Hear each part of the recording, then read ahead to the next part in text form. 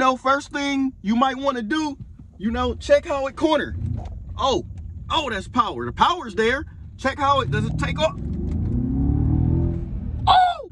Hey, what's up, car status? It's 3D the Rap Star, aka is the Benz Man. Make sure you follow me on my Instagram, on my new Instagram. It is the Benz Man. That's IESTHEBENZMAN.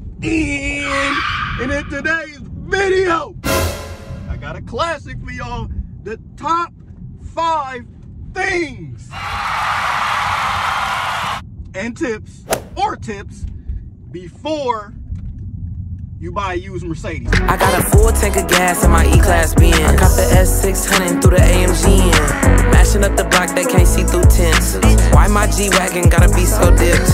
All I ever wanted was a brand new Benz, so I could ride 4 deep, just me and my friends. I used to be flat broke, now I got ends. First thing I did was go buy me a Benz. Look, I'm leaving, mashing this Benz all season. Body to be. You know, I've been dealing with and owning Benz for probably about the last 10 years. And I always buy used. I will not buy a new Mercedes. Why? Because some of the cars that I like cost 100 grand. We ain't really got 100 grand to just go out and buy it and then the car depreciate. Yeah, that's a whole nother topic. So the reason why I'm going over this, because I do get a lot of questions on my channel about, you know, what's a good miles, the mileage, what should you get a car at? Is 100K too many miles? So let's just go over everything, the 5 tips I'm gonna tell y'all. So number 1, I'm gonna say, is the service records. I can't say it enough. Make sure you got the service records. And the reason why I'm saying that is because that kind of determines your previous owner, you know, how well they took care of the car. Service records matter for everything. You can see what they did to the car. Did they get the right service? Where did they get the services at? So the service records provide you a lot. So always make sure, you know, if you are getting a used Mercedes, that you get or you ask for the service records, because that determines, you know, did they not get the service? Say you're getting it with 60K on it. Say it already has 60K on it and you're looking at it and you want to get it, but you don't know if you should. Them service records will tell you, you know, did they do any work to the suspension? You know, did they do the services on time? That's a big thing. Did they do the services on time? And so like this car, before I got this car roughly at about 58K on the clock, which is cool. That's about where I would start it at. So I got it about 58K on the clock, and the service records and everything came out clean. You know, they go hand in hand with the Carfax. Check the Carfax. You normally can see, you know, how much they drove for the year, you know, and the service. So number 1, service records, that matters on a Mercedes, because are they taking care of the car?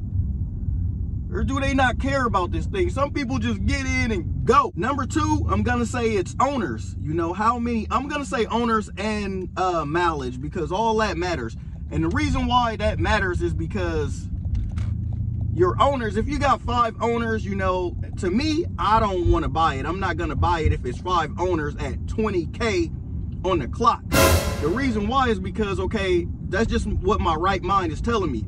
Why does this car have 5 owners? You know, maybe it got repoed, maybe it's, you know, maybe nothing wrong, maybe they couldn't make the payments, but 5 owners, to me, that's too much. The car done already wore in to someone else liking, and you're just taking over. So now it actually becomes used. So the best thing to do, what I look for, is 1 to 2 owners. 1 to 2 owners for me is perfect. And the reason why, you know, 2 owners is all right, because you would be the 3rd owner, and them 2 owners would most likely take care of the car, meaning it's not that high. And you know what I'm seeing a lot, which is crazy? A lot of AMGs be having like 5 owners already. And that's what be keeping me from, you know, the AMGs sometimes, unless you're gonna spend 100K on a new one, which I'm not, you know, price tag be roughly around 50 to 70 in my category, but all the ones for like 70, a lot of the times, the AMGs just look used. Like, they actually look used and be like 5 owners. So for me, it's a no. Hey, if the car got 5 owners and you're telling me, you know, should I get this car with 5 owners? Probably not. If it got 100K on it, 100K miles, well, then it actually depends.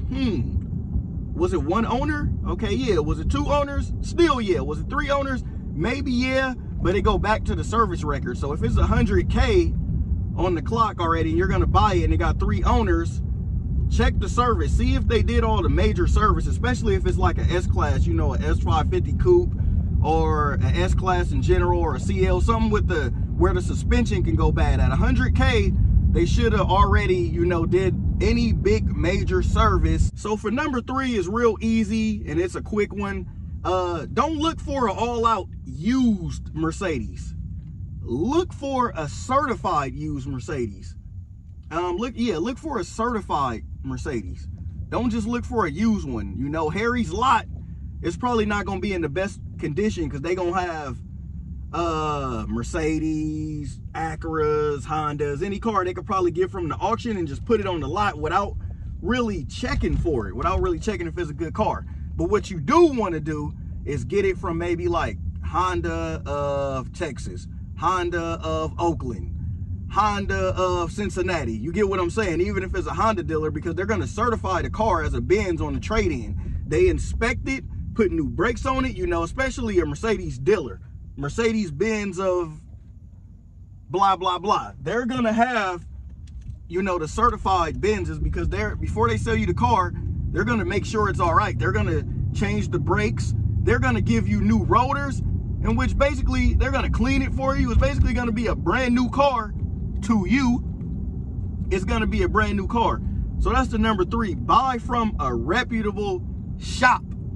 Always buy from a reputable dealer. And I would prefer, even if it's a high-end cars shop, they're all right, but you still could run into some problems. You know, whatever, something motors, you still could run into some problems. The best, safest way is, like, I bought this car from a Porsche dealer. So, you know, and when I bought it, of course, it was certified with a 3-year warranty. So that's what I want to stress. Don't buy from a random lot, because it will already pretty much need some work done. All right, so number 4, this is subjective. I don't even know if I can say that word. I don't even know if I'm saying it right. Subjective to who you're telling or who you asking, because the reason why I say that is because a lot of people like, so number 4, test drive it. I'm gonna say test drive the car. You would know if you feel something off, stuff not in place. Like, look around on the car. You could tell, like, if things are not right. Like on mine, I have a slight cracked windshield. I don't think you want to buy a used car if the windshield is already cracked, which I did that. We're preparing to get it fixed. But that's the number 4. Go test drive it, see how it drive. And I'm going against my own things right there, because I don't even test drive it. Because the reason why I don't, because a lot of times with the cars, I already know what car I want to get. A lot of times I already know what car I want to get. Like when I seen it, I could see the condition. It's like I could look at the car, it's certified. I can tell the condition that it's a really good car. You know, first thing you might want to do, you know, check how it cornered. Oh, that's power. The power's there. Check how it, does it take off? Oh! Do it pin you back in the seat when you press back on it? Does it jerk you back again? That's really how you know. Take it on a test drive, hit the corners, you know, on a closed road only, and see if it drive up to the par. See if it was that dream car you always wanted, and it was. So get it if you can.